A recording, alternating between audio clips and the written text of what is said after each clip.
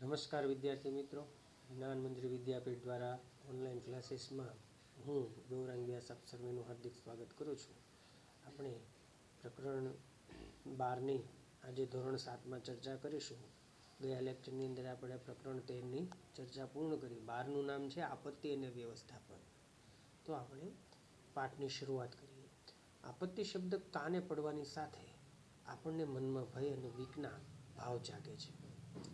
આપત્તિને સામાન્ય વ્યવહારમાં લોકો આપદા, હોનારત કે પ્રકોપ એવા નામે પણ ઓળખે છે. આપત્તિની સાથે વિનાશ અને નુકસાનની કલ્પના પણ આપણને આવ્યા વિના રહેતી નથી. આપત્તિના જોખમોની આપણે જાણકારી ધરાવીએ છીએ. અછત અને રાહત કામગીરી માટેના આયોજન માટે તેના માટેના કારણો, જવાબદાર, સંજોગોની વિગતો ધ્યાનમાં લેવી પડશે. આ જાણકારી આપણને બચાવ માટે ખૂબ ઉપયોગી છે. આપત્તિ વ્યવસ્થાપનના તજજ્ઞોએ આપત્તિઓને બે ભાગમાં વહેંચી છે. તેના પ્રકારો અને તેના વિવિધ સ્વરૂપોને વિગતે સમજીએ, જાણીએ. પ્રસ્તુત પેરેગ્રાફમાં વિદ્યાર્થી મિત્રો એવી વાત કહેવામાં આવી છે કે આપત્તિ શબ્દ જો આપણે સાંભળીએ અથવા આપણા કાને પડે, એનાથી જ આપણા મનમાં એક પ્રકારનો ડર, એક પ્રકારનો ભય ઉત્પન્ન થઈ જાય છે. સામાન્ય વ્યવહારમાં આપણે જોઈએ કે આપત્તિ એટલે શું? તો કે ભાઈ, આપત્તિ એટલે કોઈ આપદા, કોઈ હોનારત, કોઈ પ્રકોપ એવા નામે પણ લોકો એને ઓળખે છે. આપત્તિ શબ્દ જેવો કાને આવે એટલે એની સાથે વિનાશ અને નુકસાનની પણ કલ્પના આપણને આવ્યા વિના રહેતી નથી. આપત્તિ જે છે એ જોખમોને કારણે આપણે એની જાણકારી ધરાવીએ છીએ. અછત અને રાહત કામગીરી માટેના આયોજન, તેના માટેના કારણો, જવાબદાર, સંજોગોની વિગતો ધ્યાનમાં લેવી પડશે. આ જાણકારી આપણને બચાવ માટે ખૂબ ઉપયોગી છે.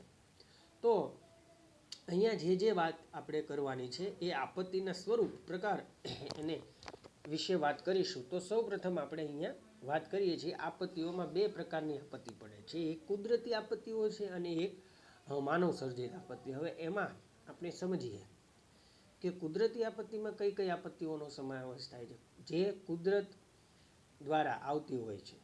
તો કે ભાઈ, ભૂકંપ છે, જ્વાળામુખી છે, દુષ્કાળ છે, પૂર, સુનામી અને વાવાઝોડું. દાવાનળ બી એમાં આવી શકે.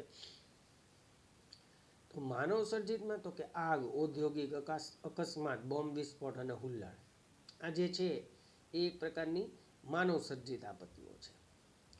ઉપરોક્ત ઘટનાઓ ભારે વિનાશ અને હાનિ પહોંચાડનારી હોય છે. આપણે જે વાત કરી કે જે આપત્તિઓના પ્રકાર સમજ્યા, એમાં જે ઘટના છે એ વિનાશ અને હાનિ પહોંચાડનારી હોય છે. પૂર, સુનામી, વાવાઝોડું અને દુષ્કાળની પૂર્વ આગાહી શક્ય છે. તેથી તેનો બચાવ કરવા સમય મળે છે અને જાનહાનિ નિવારી શકાય છે.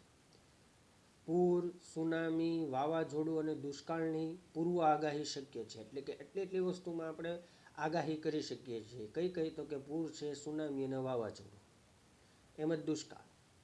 તેથી તેનું બચાવ કરવા સમય મળે છે અને જાનહાનિ નિવારી શકાય છે. જ્યારે ભૂકંપ, જ્વાળામુખી અને દાવાનળની પૂર્વ આગાહી કરી શકાતી નથી. પરિણામે એના દ્વારા ભારે વિનાશ થવાની સંભાવના હોય છે. પૂર, ભૂકંપ, જ્વાળામુખી અને દાવાનળ, એ ત્રણની આગાહી શક્ય નથી. એટલે કે એના દ્વારા આપણને સ્વાભાવિક એવું કહેવામાં આવે છે કે એના દ્વારા વિનાશ થવાની સંભાવના વધારે હોય છે. અહીં આપણે કુદરતી આપત્તિઓ પૈકી ભૂકંપ, વાવાઝોડું, સુનામી, પૂર અને દુષ્કાળ અંગે જાણીશું. એટલે કે વાવાઝોડું હોય, સુનામી હોય અને પૂર હોય, એની આગાહી થઈ શકે છે. જ્યારે ભૂકંપ છે, દુષ્કાળ છે કે દાવાનળ છે, એની આગાહી અમુક સમય એની આગાહી કરી શકાતી નથી. દુષ્કાળની પણ એમ કહી શકાય કે આગાહી થઈ શકે, કારણ કે એ પરિસ્થિતિને આધારે આપણે કહી શકતા હોય છે કે આવનારું વર્ષ છે કે વર્તમાન વર્ષ છે એ કેવું જશે. દુષ્કાળમાં પણ બે પ્રકાર પડે: લીલો દુષ્કાળ અને સૂકો દુષ્કાળ. જ્યાં લીલોતરી સતત જોવા મળે, અતિવૃષ્ટિ થઈ હોય તો લીલોતરી જોવા મળે. અનાવૃષ્ટિ થઈ હોય, અતિવૃષ્ટિ એટલે બહુ જરૂર હોય એના કરતાં પણ વધારે વરસાદ પડ્યો હોય તો અતિવૃષ્ટિ થાય. અને અનાવૃષ્ટિ એટલે જરૂર પૂરતોય વરસાદ ન પડ્યો હોય, બિલકુલ નહીંવત વરસાદ પડ્યો હોય તો સૂકો દુષ્કાળ જોવા મળે. તો આમ વિદ્યાર્થી મિત્રો, આપણે જોઈએ છીએ ભૂકંપની. હવે જાણકારી મેળવીએ. સામાન્ય રીતે પૃથ્વી સપાટીના કંપવાને ભૂકંપ કહે છે. આ ઘટના માટે પૃથ્વીના પેટાળમાં થતી ભૂગર્ભિક ક્રિયાઓ જવાબદાર છે. જે ક્ષેત્રો નબળું ભૂપૃષ્ઠ ધરાવે છે તે ભૂકંપની સંભાવનાવાળા વિસ્તારો ગણાય છે. શું કીધું છે કે સામાન્ય રીતે પૃથ્વી સપાટીના કંપનને ભૂકંપ કહેવામાં આવે છે. આ ઘટના માટે પૃથ્વીના પેટાળમાં થતી ભૂગર્ભિક ક્રિયાઓ જવાબદાર છે. જે ક્ષેત્રો નબળું ભૂપૃષ્ઠ ધરાવે છે તે ભૂકંપની સંભાવનાવાળા વિસ્તારો ગણાય છે. શું છે? ભૂકંપની સંભાવનાવાળા વિસ્તારો. આવા વિસ્તારો અલગ તારવી શકાય, પણ ભૂકંપની ચોક્કસ આગાહી શક્ય નથી. તેથી જ્યારે આ આપત્તિ આવે ત્યારે જાનમાલની ભારે ખુવારી વેઠવી પડે છે. આપત્તિ ભૂકંપ જેવી આવે ત્યારે જાનમાલની ભારે ખુવારી વેઠવી પડે છે, એમ અહીંયા સ્પષ્ટ વાત કરી છે. ભૂકંપના સમયે સાવચેતી કઈ કઈ રાખવી? વર્ગખંડમાં પાટલી નીચે બેસવું. વીજળીના થાંભલા અને તારથી દૂર રહેવું. સાચા સમાચારો રેડિયો કે ટીવી દ્વારા જાણો. શું ન કરવું? રઘવાયા થઈ બૂમાબૂમ ના કરો. ઊંચા મકાનમાંથી નીચે ઉતરવા લિફ્ટ ના વાપરો. ખાતરી કર્યા વિના ઘરમાં ગેસ કે વીજળીથી ચાલતા ઉપકરણો ચાલુ ના કરો. આ તમામ પ્રકારની માહિતી, એટલે કે શું કરાય અને શું ન કરાય કઈ આપત્તિમાં? ભૂકંપ સમયે. ભૂકંપ કોને કહેવાય? તો કે પૃથ્વી સપાટીમાં જે કંપન થાય એ કંપનને આપણે ભૂકંપ કહીએ છીએ. પ્રવૃત્તિ: આપેલા નકશાની મદદથી ગુજરાતના ભૂકંપનું જોખમ ધરાવતા જિલ્લાની યાદી. અહીંયા તમારી સામે એક યાદી આપેલી છે. એ યાદી શું કહેવા માંગે છે, શું કરી શકાય છે એ આપણે જોઈએ. બરાબર? તો જુદા જુદા કલરો દર્શાવવામાં આવેલા છે. એમાં ગુજરાતમાં જે જિલ્લા આવેલા છે એ જિલ્લામાં ભૂકંપ ઝોન વાઇઝ કરી દીધો છે. ઝોન 2, 3, 4 ને 5. બરાબર? આમાં જોઈ શકીએ છીએ ને સમજી શકીએ છીએ કે જે કલર છે અહીંયા દર્શાવવામાં આવ્યા છે. Green colour, orange colour, purple colour, પછી એમાં જુદા જુદા ઝોન આપેલા છે. આમાં ઓની ઓછી તીવ્રતા છે ઝોન 3, એટલે અહીંયા ઉપર આપેલો છે એ કલર. એનીમાં થોડીક વધારે છે. 4 એનાથી થોડીક ઓછી છે અને 5 એ સૌથી ઓછી તીવ્રતા ધરાવે છે. તો એમ કહી શકાય કે ગુજરાતમાં જે જુદા જુદા જિલ્લા આવેલા છે જોખમ ધરાવતા જિલ્લાની, ગુજરાતના ભૂકંપનું જોખમ ધરાવતા જિલ્લાની યાદી. ત્યારબાદ આપણે આગળ વધીએ. ભૂકંપની તીવ્રતા રિક્ટર સ્કેલ નામના એકમમાં મપાય છે. જેમ તીવ્રતા વધુ તેમ વિનાશ વધારે હોય છે. ભૂકંપની તીવ્રતા જે છે એ રિક્ટર સ્કેલ દ્વારા માપવામાં આવે છે. જેમ તીવ્રતા વધુ તેમ વિનાશ વધારે. બરાબર?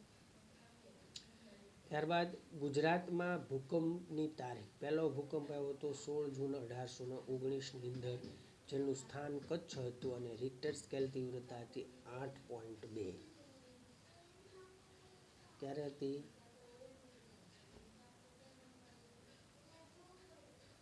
16 જૂન. બરાબર ને?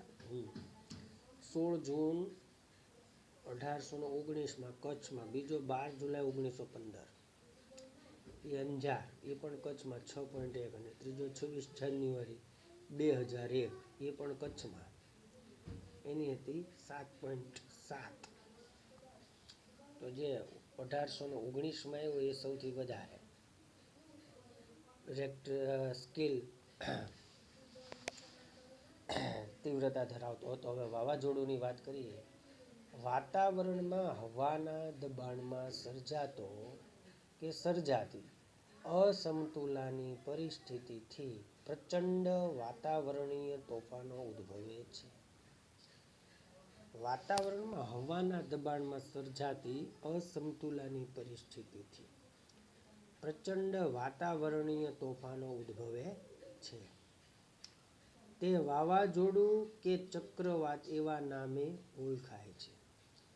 કોના નામે ઓળખાય છે? વાવાઝોડું કે ચક્રવાત. આ તોફાની વાતાવરણીય પવનો જે વિસ્તારોમાં ત્રાટકે છે ત્યાં ભારે તારાજી અને વિનાશ વેરે છે. આ તોફાની વાતાવરણીય પવનો જે વિસ્તારમાં ત્રાટકે, એટલે અહીંયા ખાસ એમ કીધું છે કે આ જે પવનો છે એ એટલા બધા વિનાશકારી હોય છે, એટલા બધા નુકસાનકારી હોય છે કે જે વિસ્તારમાં ત્રાટકે ને ત્યાં ભારે તારાજી નુકસાન સર્જે છે. ભારતના પૂર્વ તટ અને મલબાર તટે તથા ગુજરાતમાં કચ્છ અને સૌરાષ્ટ્રના કિનારે તેની ભારે વિનાશક અસરો અનુભવવામાં આવે છે. તો અહીંયા એક વાત આપણી સામે આવી છે. આપણે સમજીએ છીએ કે ખાસ કરીને દરિયા કિનારાના વિસ્તારો હોય ત્યાં ત્યાં આ વાવાઝોડાની અસર વધારે હોય છે. કચ્છની અંદર ખાસ કરીને અને ગુજરાતની અંદર કચ્છ અને સૌરાષ્ટ્રના વિસ્તારોમાં એની ભારે અસર અનુભવાય છે. વાવાઝોડા સમય રાખવાની સાવચેતી. વાવાઝોડા પહેલાં શું? તો કે વાવાઝોડાના સંભવિત વિસ્તારની વિગતો ચોકસાઈથી જાણી. વાવાઝોડા દરમિયાન તો કે ચેતવણી મળતા બધા બારી બારણા બંધ કરી દો. વાવાઝોડા બાદ હવામાન સાફ થઈ જાય, પવન બંધ હોય તો પણ બહાર ન જશો. અચાનક પવન અને વરસાદ આવી શકે છે. તંત્રની સૂચના મુજબ સ્થળાંતરિત થઈ જાવ, એટલે કે જે સૂચના મળે તંત્ર દ્વારા એમ ફરી જવાનું એક જગ્યાએથી બીજી જગ્યાએ. જો તમે શાળામાં હો તો વર્ગખંડની બહાર ન નીકળો. શાળાની અંદર હોઈએ તો વર્ગખંડમાં જવાનું. લટકતા ખુલ્લા વાયરોથી દૂર રહે, કારણ કે એ વાયરમાંથી વીજળી પસાર થતી હોય એટલા માટે એને અડકવા નહીં. દરિયાની નજીક નીચાણવાળા ક્ષેત્રોમાં હો તો ત્યાંથી દૂર ઊંચાણવાળા વિસ્તારોમાં જતા રહો. જો તમે વાહનમાં હો તો વીજળીના થાંભલા, ઝાડ, દરિયાથી દૂર ઊભું રાખી તેની અંદર રહો. કુતૂહલવશ એકત્ર થઈ રાહત અને બચાવ કાર્યમાં અવરોધ ના કરો. ખાવાની વસ્તુ, ટોર્ચ, પીવાનું પાણી, કપડાં, રેડિયો, જરૂરી દવા વગેરે તૈયાર કરી લો. બચાવ માટે ઊભા કરાયેલા આશ્રય સ્થાનના વ્યવસ્થાપકોની સૂચનાઓનું ચુસ્ત પાલન કરો. તંત્ર દ્વારા સૂચના મળ્યા બાદ જ પરત ઘરે જવું. વીજળી અને ગેસના જોડાણો બંધ કરી દો. પ્રાણીઓને ખીલેથી છોડી મૂકો. તે છૂટા હશે તો પોતાનો બચાવ કરી શકશે. રાહત અને બચાવની કામગીરીમાં મદદરૂપ બનો. શું કરાય, શું ન કરાય અને ચોક્કસ જાણકારી માટે રેડિયો સાંભળો. જાહેરાતના બોર્ડ કે વૃક્ષો નીચે આશ્રય ના લો. મદદ માગવા સિવાયના ફોન ન કરવા. બિનજરૂરી ફોન કરવાથી નેટવર્ક ઠપ થતાં રાહત અને બચાવ કામગીરીમાં વિક્ષેપ પડશે. તો વિદ્યાર્થી મિત્રો, આપણે પ્રસ્તુત લેક્ચરની અંદર બે બાબતોની ચર્ચા કરી. સૌપ્રથમ આપણે આપત્તિ વિશે વાત કરી કે આપત્તિ એટલે લોકો એને આપદા, પ્રકોપ વગેરે નામથી ઓળખે છે. અને આપત્તિની સાથે સાથે આપણને વિનાશની પણ કલ્પના આવ્યા વિના રહેતી નથી. આપત્તિની અંદર એવું હોય છે કે આપત્તિમાં અમુક બચાવ અને રાહતની કામગીરી થાય છે. કુદરતી આપત્તિ કેવી હોય છે, માનવ સર્જિત આપત્તિ કેવી હોય છે. આપણે કુદરતી આપત્તિમાં એના જે આપત્તિના પ્રકાર છે એમાં કુદરતી આપત્તિના પ્રકારમાં ભૂકંપ અને વાવાઝોડું વિશે વાત કરી. ભૂકંપની આગાહી થઈ શકતી નથી, જ્યારે વાવાઝોડાની આગાહી થઈ શકે છે. દુષ્કાળની આગાહી થઈ શકે છે. પૂરની આગાહી થઈ શકે છે. જ્યારે ભૂકંપ છે, જ્વાળામુખી છે અને દાવાનળની આગાહી કરી શકાતી નથી. તો હું આશા રાખું છું કે આ લેક્ચર દરમિયાન જે મુદ્દાઓનો અભ્યાસ આપણે કર્યો છે એ મુદ્દાઓને તમે સારી રીતે સમજ્યા હશો. એ મુદ્દાઓનું દૃઢીકરણ સારી રીતે કરશો. ખાસ કરીને આપણે એક કુદરતી આપત્તિ પૈકીના એક એવી આપત્તિનો અભ્યાસ કર્યો કે જેની આગાહી ન કરી શકાય. એમાં ગુજરાતની અંદર 3 વાર ભૂકંપ આવ્યા. 1819, 1915 અને 2001. એમાં 1819ની અંદર જે આવ્યો હતો ભૂકંપ, એની રિક્ટર સ્કેલ તીવ્રતા સૌથી વધારે છે. ત્યારબાદ 1915માં એની રિક્ટર સ્કેલ તીવ્રતા ઓછી છે. અને ત્યારબાદ 2001માં કે જેની રિક્ટર સ્કેલ તીવ્રતા બીજા નંબર આવે છે. એટલે 1819ની જે આવ્યો તો ભૂકંપ એની રિક્ટર સ્કેલ તીવ્રતા સૌથી વધુ ગણવામાં આવે છે. તો આશા રાખું છું કે આ તમામ મુદ્દા તમે સારી રીતે સમજ્યા છો. એ જ અપેક્ષા સાથે હું અહીંયા આ લેક્ચરની વિરામ આપું છું. Thank you very much.